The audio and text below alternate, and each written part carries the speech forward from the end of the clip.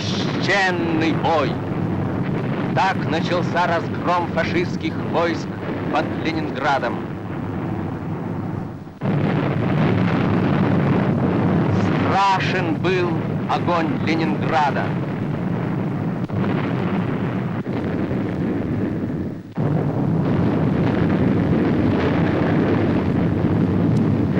За все 900 дней и ночей бесчеловечной осады, за Таню Савичеву, за кровь детей и матерей.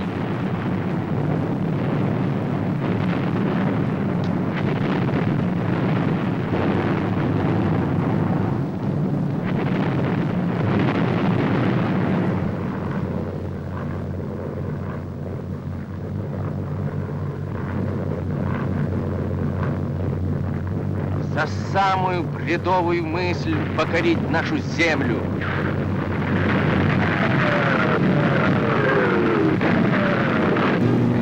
Центральный комитет партии принимал все меры, чтобы город жил, работал, боролся. Из Москвы к Ленинграду протянулась воздушная дорога. Самолеты, груженные продовольствием, пробивались через линию фронта сквозь огонь зенитных батарей и атаки вражеских истребителей. А с другой стороны, из районов, занятых гитлеровцами, шли на помощь городу ленинградские партизаны. И еще одна дорога, дорога жизни, была проложена по льду Ладожского озера.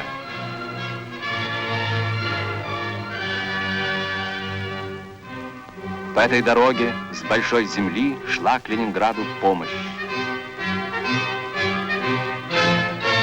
Соединились войска Ленинградского и Волховского фронтов.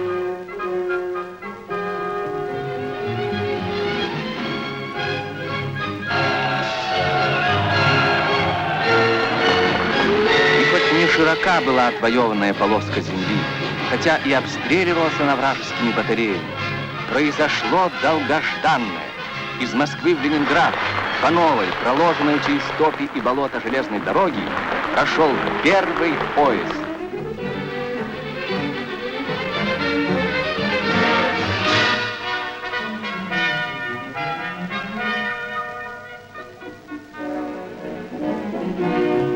И первое, что сделал город, эвакуировал на большую землю своих детей.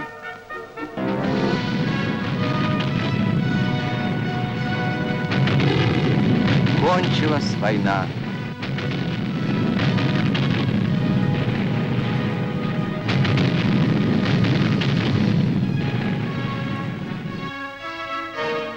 Снят чехол с адмиралтейской иглы.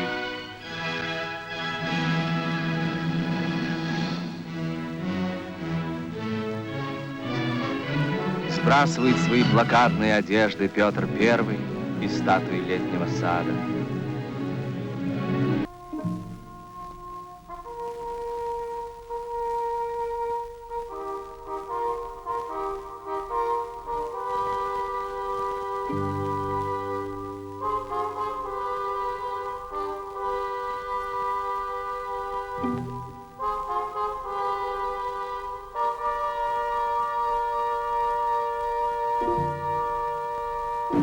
Смотрите внимательней.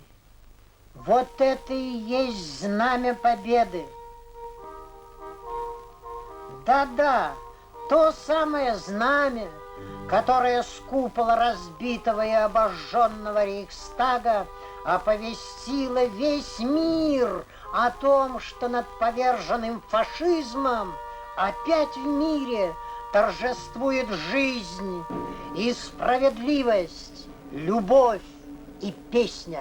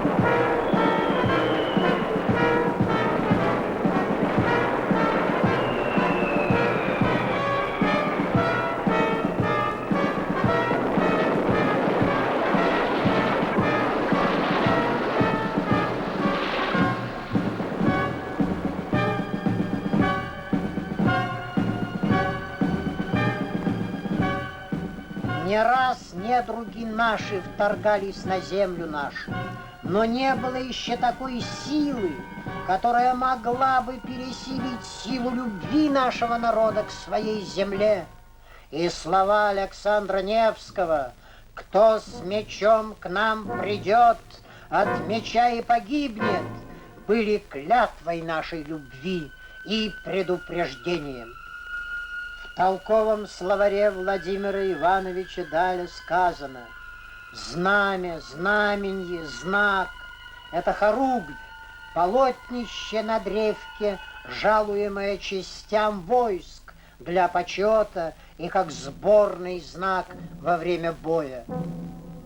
Знамена защитников русской земли — это история мужества России, ее живая слава».